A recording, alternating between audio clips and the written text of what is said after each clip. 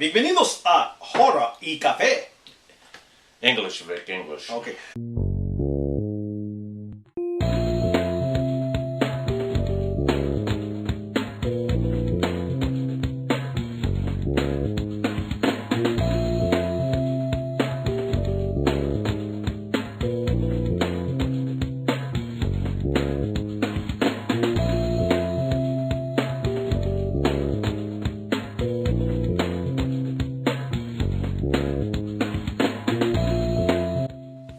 Hi, welcome to another edition of Horror and Coffee. We're back. It's finally here.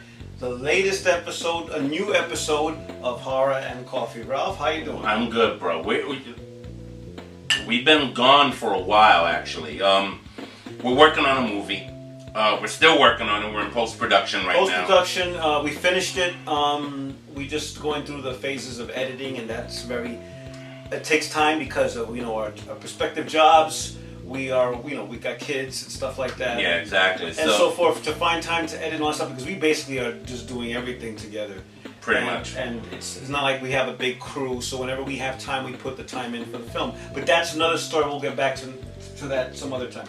So the movie we're going to review is the sequel to the 1974 classic, The Texas Chainsaw Massacre. That is correct. Okay, apparently this movie kind of like ignores all the other incarnations that have come up in the last 10 years in the cinema.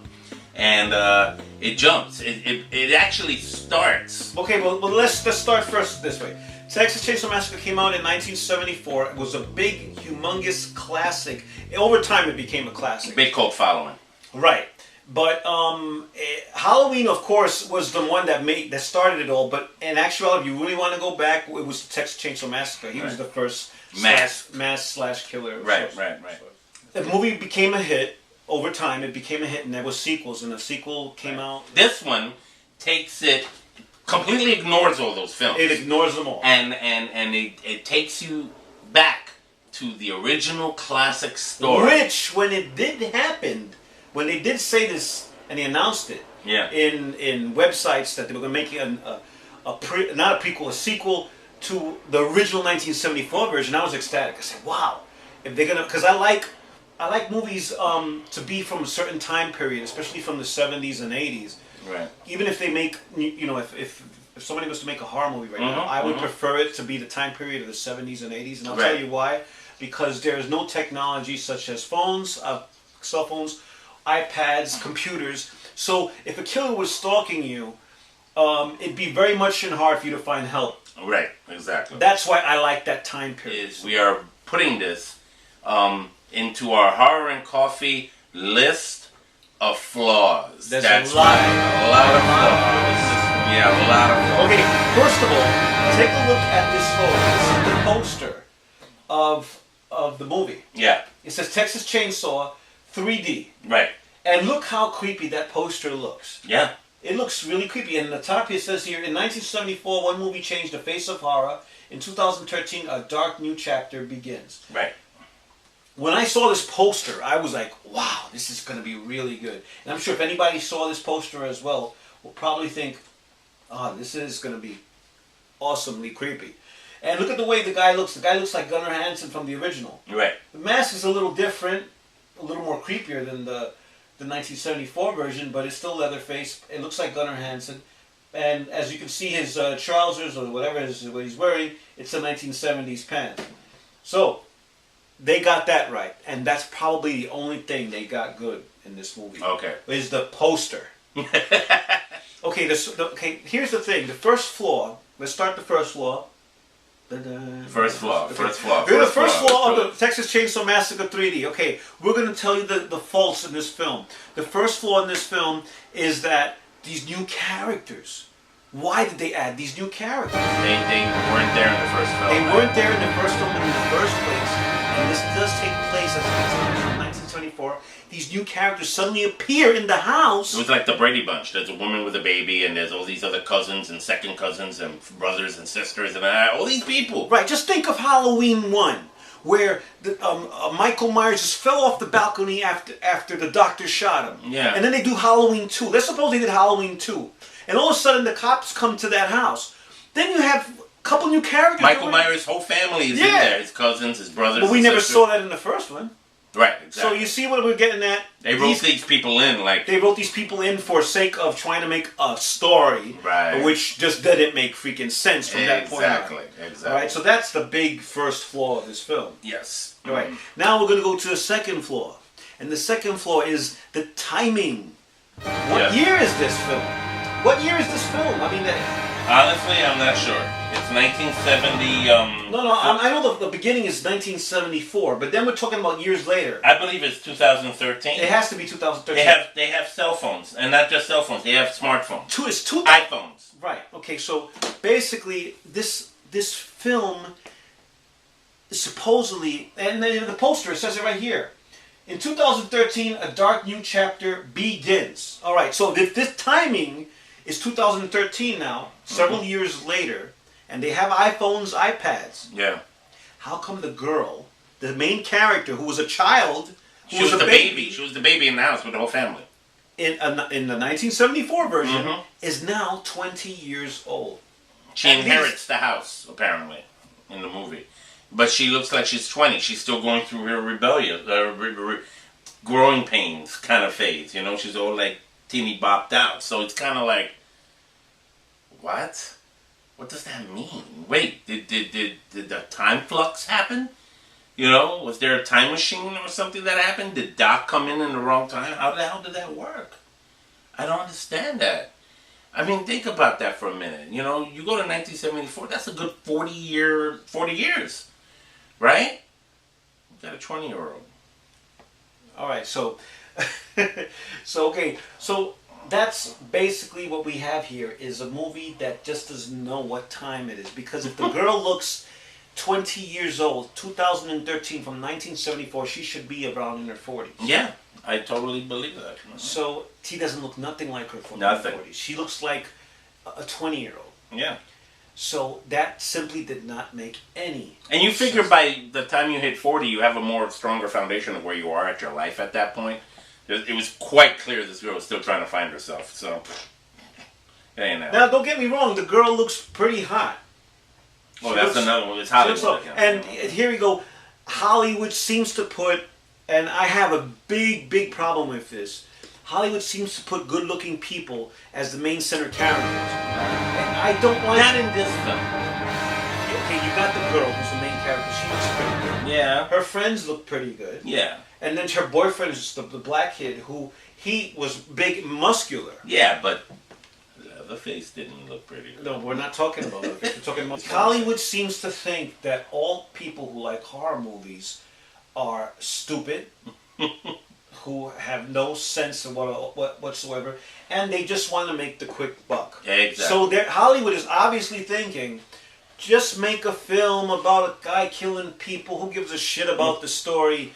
We're going to make some money because there's teens who want to take their girls out and see a scary movie. This movie is not at all scary. And for them to concentrate on some teenagers to see this movie, they got to see the 1974 version.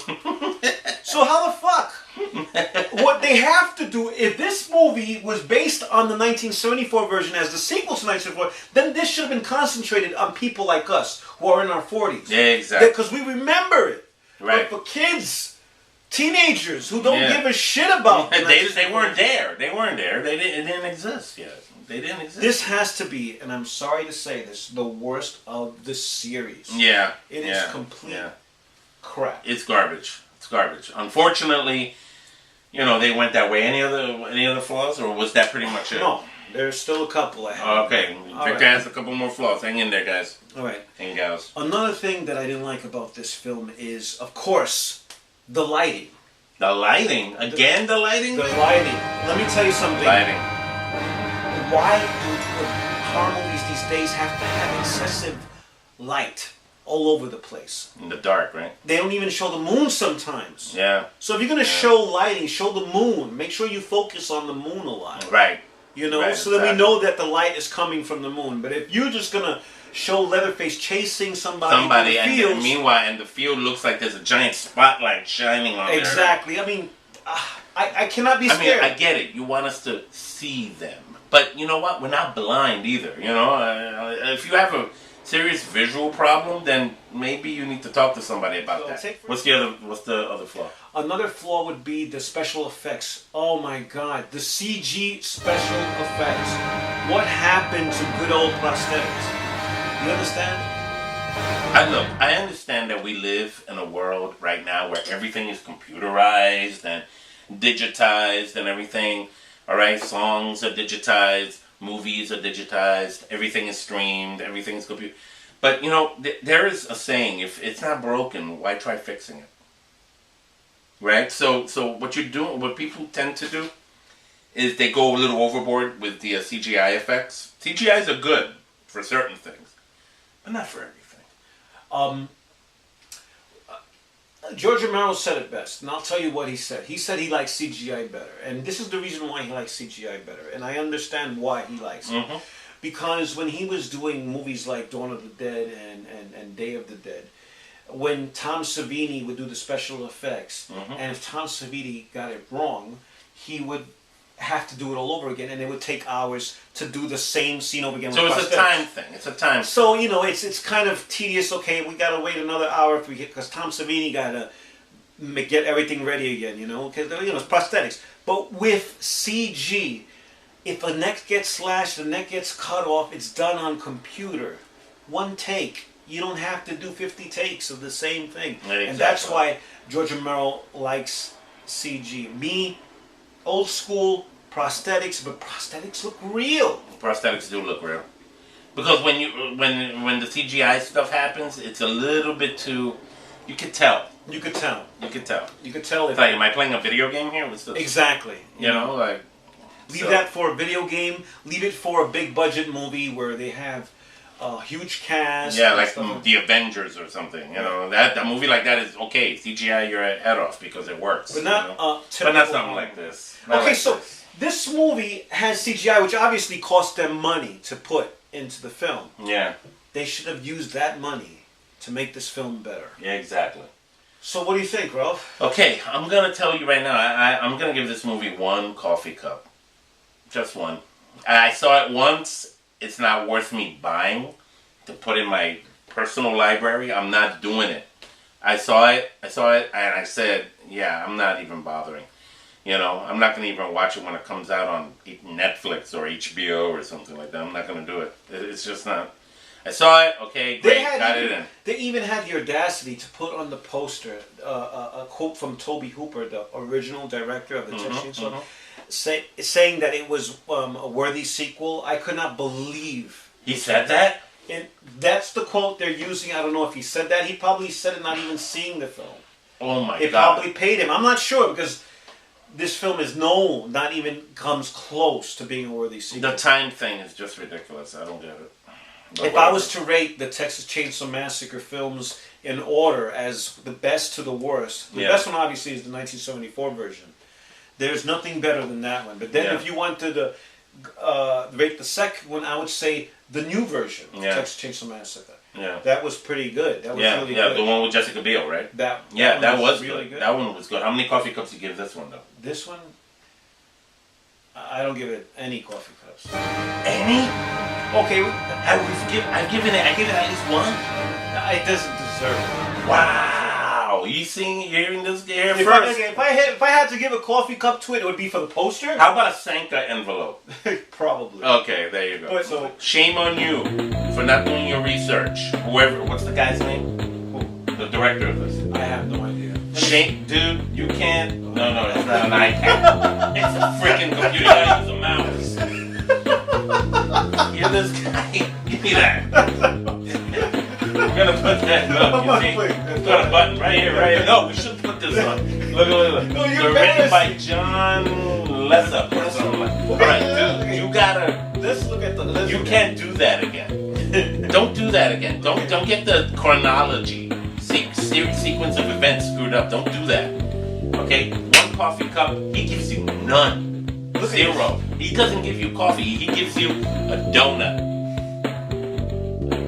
0. Well, no coffee cups. So there you go. Great poster though. The poster does look good. I have to admit. All right. So anyway, there's our rating. Look, tell us what you think. on our blog, www.horrorcoffee.blogspot.com. Check us out on our YouTube page, on our blogspot, and read the articles. Just check everything out.